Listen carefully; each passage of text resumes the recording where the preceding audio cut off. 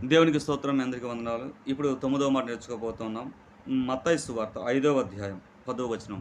నీతి నిమిత్తం హింసింపబడేవారు ధన్యులు, పరలోక రాజ్యము వారిది అంటా ఉన్నాడు.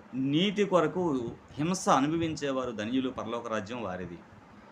చూడండి, అలాగే 6వ వచనంలో మత్తయి 5:6లో నీతి కొరకు ఆకలి దప్పులు గలవారు ధన్యులు, వారు తృప్తిపరచబడుదురు అంటా ఉన్నారు.